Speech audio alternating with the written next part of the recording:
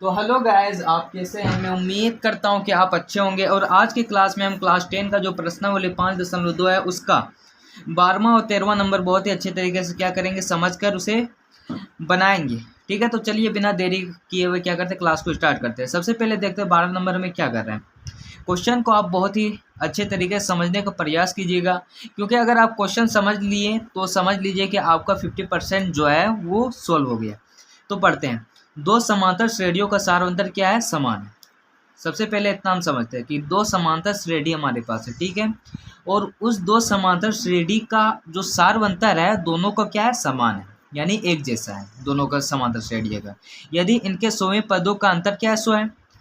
हमें दिया हुआ क्या था कि दो समांतर श्रेणी है, ठीक है, दो समांतर श्रेणी है। तो दो समांतर श्रेणी में अगर 100वें पदों का अंतर करें, यानी दो समांतर श्रेणी में दोनों समांतर श्रेणी के 100वें पदों में अगर हम माइनस करेंगे, यानी उसका अंतर करेंगे, अंतर माने होता है माइनस, माइनस करेंगे तो हमें 100 प्राप्त हो रहा है। ठीक है, यही बोल रहा है कि यदि इनके 100वें पदों का अंतर 100 है तो इनके 1000वें पदों का अंतर क्या होगा। तो चलिए कॉपी में इसे बनाकर समझते हैं। कॉपी में बनाएंगे तो आपको और अच्छे तरीके से क्या होगा, समझ आएगा।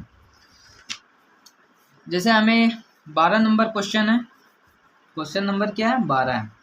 इसमें हमें क्या बोल रहा था कि दो समांतर श्रेणियों का सारवंतर समान है। हमें तो रियली रूप में तो हमें इसमें दिया नहीं था कि समांतर श्रेणी क्या क्या है, तो हमें सबसे पहले खुद से मान लेना पड़ेगा। क्या मान लेना पड़ेगा कि हमें ले लेना पड़ेगा A1 A2 A3 A4 dot dot dot AN। ये हमने एक समांतर श्रेणी को मान लिया, A1 A2 A3 A4 dot dot dot AN तक, ये हमने मान लिया क्योंकि हमें दिया हुआ नहीं था। अब मान लेते हैं दूसरा समांतर श्रेणी, क्योंकि दो समांतर श्रेणी की बात किया तो दूसरा में हम मान लेते हैं T1 T2 T3 और T4 dot dot dot TN तक। क्लियर बात। अब इसमें हम लिख देंगे, क्या लिख देंगे कि ये दो समांतर श्रेणी है या दो समांतर श्रेणी है, क्योंकि हमने इसे खुद से माना है इसलिए लिखना पड़ता है। तो लिखेंगे यह दो समांतर श्रेणी हैं जिसका जिसका क्या है, जिसका हमें दिया हुआ है कि जिसका बोला है कि जिसका सारवंतर जो है वो समान है, जिसका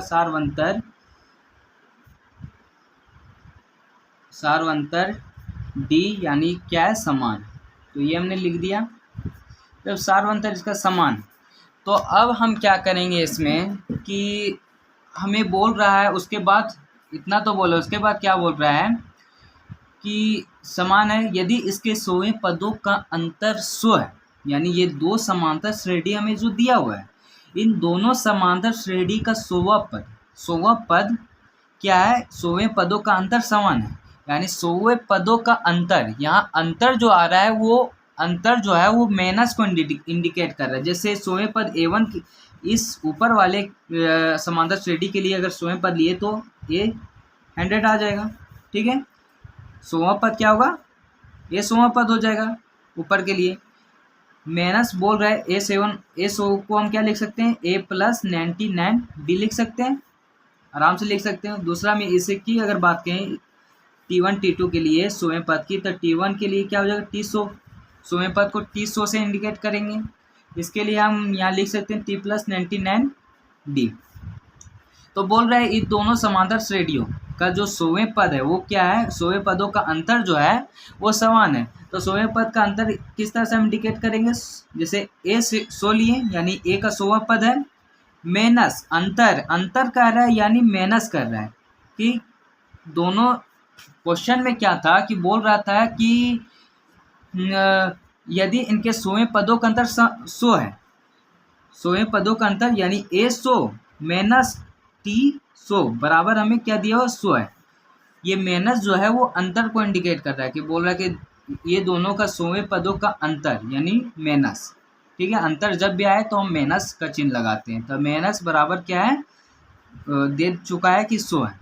तो बोल रहे इसके 1000वें पदों का अंतर क्या होगा। तो सबसे पहले इसे हम प्रूव करते हैं किस तरह से 100 है। तो इसे हम लिख सकते हैं A+99D लिख सकते हैं, माइनस इसको ब्रैकेट में करके हम T+99D लिख सकते हैं। यहाँ ब्रैकेट इसलिए दिया है, यहाँ क्यों? पहले से माइनस था, बराबर इधर क्या हो जाएगा? 100 हो जाएगा। अब A+99D minus minus plus minus हो जाएगा माइनस टी, फिर माइनस प्लस यहाँ प्लस माइनस 99D बराबर क्या हो जाएगा 100 हो जाएगा। तो अगर देखें तो 99D प्लस में है और 99D यहाँ माइनस में, तो ये आराम से मेरा कट जाएगा। इधर क्या बचा मेरा, इधर ए बचा और यहाँ ला माइनस माइनस और टी इधर बराबर 100।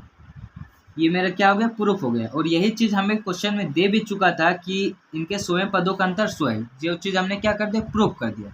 अब इसलिए हम बोलेंगे कि इनके 1000वें पदों का अंतर कितना होगा, ये हमें निकालने बोल रहे थे। ए 1000 माइनस टी 1000 करेंगे, टी 1000 करेंगे। अब इसको प्रूव करने के लिए इसे हम लिख सकते हैं a plus 999D minus t plus 999D लिख सकते हैं, आराम से लिख सकते हैं। तो इसमें देखें तो क्या हो जाएगा, ये ब्रैकेट में जाएगा मेरा, ये पहले ही माइनस था और ये अलग है तो इसको ब्रैकेट में रखेंगे, ठीक है। तो ए प्लस 999D माइनस प्लस क्या हो जाएगा माइनस टी और माइनस प्लस माइनस 999D। अब ये प्लस में 999D और इधर माइनस में 999D, तो ये कट जाएगा। तो ए इधर बचा, इधर मेरा माइनस टी बचा। अब यहाँ थोड़ा सा ध्यान दीजिएगा कि मेरा कट की सिर्फ क्या आया है, ए माइनस टी आया। और यहाँ हमने क्या प्रूव कर दिया था कि ए माइनस टी बराबर क्या होता है 100 होता है। इसलिए ए माइनस टी बराबर यहाँ भी हम बोल सकते हैं कि जब ए माइनस टी बराबर क्या है 100 है, तो ए माइनस टी का मान भी क्या हो सकता है 100 होगा। ए माइनस टी बराबर 100, इसलिए इस तरह से ए माइनस टी बराबर यहाँ भी क्या हो जाएगा मेरा 100 हो जाएगा। इस तरह से हमने क्या कर दिया कि 1000वें पद का भी जब हमने दो समांतर श्रेणी के 1000वें पद का भी जब हमने क्या किया, इसका अंतर निकाला, तो उसका अंतर भी हमें क्या 100 प्राप्त हुआ। तो इस तरह से हम बोल सकते हैं कि इनके 1000वें पद का भी अंतर, इसलिए इनके हजारवें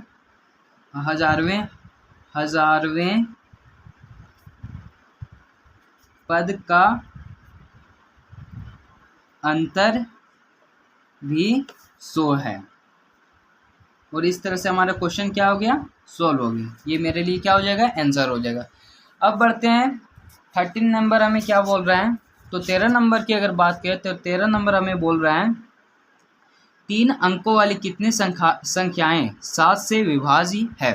ठीक है, क्वेश्चन को समझिए कि बोल रहे 3 अंकों वाली कितनी संख्याएं 7 से विभाज्य है। 7 से विभाज्य कहने का मतलब जो 7 से कटता है, 3 अंक वाली संख्या। तो चलिए इसे सॉल्यूशन करते हैं। 13 नंबर है। अब 3 अंकों वाली संख्या की अगर हम बात करें तो 3 अंकों वाली संख्या मेरा क्या होगा, 100 से मेरा 3 अंक वाला संख्या क्या हो जाता है, स्टार्ट हो जाता है।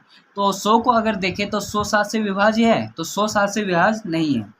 और 100 से अगर आगे जाए तो 105 जो होता है वो 7 से विभाज्य होता है। ठीक है, 105 के बाद मेरा 112 जो है वो 7 से विभाज्य होता है। 112 के बाद 119 जो है 7 से विभाज्य होता है। और डॉट डॉट डॉट इस तरह कह सकते हैं कि 1000 अगर जाएंगे, इस तरह करके अगर हम 1000 तक जाएं, ठीक है, यानी 999 तक जाएं, 999 तक मेरा 3 अंक की संख्या हमें मिल रही है। और 1000 में जैसे ही पहुंचते हैं तो 4 अंक वाली आ जाती है। तो 999 मेरा 7 से विभाज्य नहीं होता है। मेरा 900 इधर अगर देखें तो 994 7 से विभाज्य होता है। ठीक है, 994 के बाद 95 96 97 98 99 तक कोई भी विभाज्य नहीं होती, इसलिए 994 तक यहाँ लास्ट इसका ये हो जाएगा। इसका निकालने का तरीका यही है कि सबसे पहले अगर हम यहाँ बता दें कि किस तरह से हम निकाल सकते हैं। जैसे बोल रहे थे 3 अंकों वाली कितनी संख्या जो है 7 से विभाज्य है, तो 3 अंक वाली संख्या 100 से स्टार्ट होता है। ठीक है, तो हमें सबसे पहले देख लेना है एक अंक हमने खोज लिया, जैसे 105 हमको मिल गया, ये 7 से विभाज्य है। तो 105 में 7 से विभाज्य, जैसे 7 से काट के देखते हैं, 7 एकम 7 और 3 इधर, तो 7 5 35, यानी 7 बार में 7 से ये क्या विभाज्य हो जा रहा है। तो जब 105 7 से विभाज्य हो रहा है तो 105 में जब हम 7 जोड़ेंगे तो 112 आएगा। 112 में जब हम 7 जोड़ेंगे 119 आएगा। और ये जब 7 जोड़कर जो मेरा बढ़ रहा आगे वो भी क्या होगा, 7 से विभाज्य होगा। तो एक पता चलने बाद हम क्या उसके आगे वाला भी लिख सकते हैं। हमें बार बार उसे डिवाइड करके पता करना नहीं है। ठीक है, इस तरह आराम से एक खोजने के बाद हम इस तरह लिख सकते हैं। और 994 ये लास्ट पद होगा। ठीक है, अब हमें इसमें बोल रहा है कि 994 तक मेरा 7 से विभाज्य है, तो इसमें कितना पद आएगा? 994 तक 7 से विभाज्य होने वाला कितना पद है, कितना संख्या है? तो इस चीज़ को निकालने के लिए हमें a बराबर सबसे पहले इसमें देखे थे 105 है। d बराबर की अगर बात करें, d बराबर मेरा क्या होता है, a2 माइनस a1 होता है। a2 मेरा 112 है माइनस 105, 105 में 112 घटाएंगे तो मेरा 7 आएगा, ठीक है। जब d बराबर मेरा 7 आ गया तो इसमें देखिए तो 994 जो है वो मेरा लास्ट पद है, यानी an बराबर मेरा 994 है। तो हम यहाँ क्या कर सकते हैं, an का फॉर्मूला बिठाकर हम n का मान निकाल सकते हैं। n का हमें मान निकालना है इसमें कि इसमें कितना पद आता है, इसके बीच कितना है जो 7 से विभाज्य होने वाले, वही मेरा n है। तो an को निकालने के लिए हमें क्या करना पड़ेगा, an का फॉर्मूला बिठाना पड़ेगा, an बराबर a plus n minus 1 into D होता है। an की अगर बात करें तो an बराबर मेरा 994 होता है, a मेरा 105 है यहाँ, प्लस n की अगर बात करें तो n हमें निकालना है, इंटू d की अगर बात करें d मेरा 7 है। इधर अगर करेंगे तो 994 105 को बराबर की इस साइड लाएंगे तो 105 माइनस 105 हो जाएगा बराबर n माइनस 1 इंटू 7।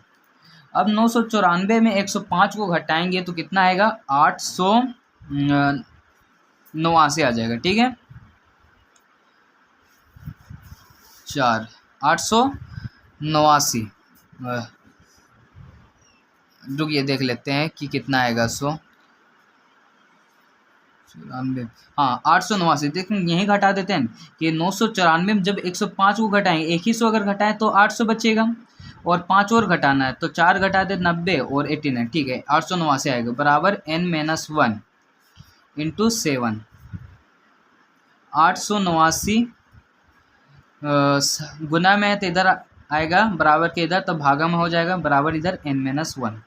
7 से काटेंगे तो 7 एकम 7, एक हाथ में तो इसमें 18 कर दिया, 7 दूनी 14 और 4 हाथ में तो 49 कर दिया, 7 7 या 49, यानी इधर जो मेरा बच्चा वो 127 बराबर n माइनस 1।